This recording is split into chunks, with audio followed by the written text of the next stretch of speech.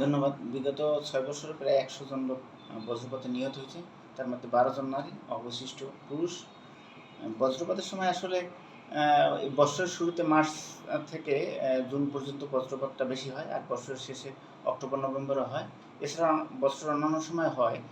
তো বজ্রপাতের সময় করণীয় যেটা সেটা হলো যখন আকাশ মেঘলা বা ওইরকম সিচুয়েশন মনে হয় তখন ঘরের মধ্যে থাকাই অবস্থান করাই ভালো। আর যদি কোনো কারণে বাইরে থাকে, বাইরের কাজে থাকে, সেক্ষেত্রে উঁচু জায়গা, গাছের নিচ অথবা ইলেকট্রিক পোল এগুলোর থেকে দূরে থাকতে হবে। আপনাদের এই পুরো হাওড়া আমাদের বন্যা আশ্রয়কেন্দ্র, তারপরে আশ্রয়কেন্দ্র আছে, শিক্ষা প্রতিষ্ঠানে আশ্রয়কেন্দ্র হিসেবে ব্যবহার হয়। এই তো আরও পর্যাপ্ত না, আরও আশ্রয়কেন্দ্র হয়নি।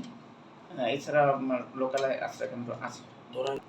বিস্তীর্ণ হাওড় এলাকায় জনবসতি যেখানে নাই সেখানে আশ্রয়কেন্দ্র করার আছে কিনা সেটা মানে, কারণ ওখানে তো ব্যবহারটা ওইভাবে হয় না। বজ্রনির্মিত দণ্ড স্থাপন, এটা যেহেতু দুর্যোগ, মানে বজ্রপাত দিন দিন বেড়েই চলছে, প্রতি বছরই মৃত্যুর হার বাড়তেছে, সেক্ষেত্রে এই ব্যাপারে কোনো প্ল্যান আমাদের কর্তৃপক্ষ নিতে পারে বা নেওয়ার একটা চিন্তা ভাবনা করতেছে। আপনারা তো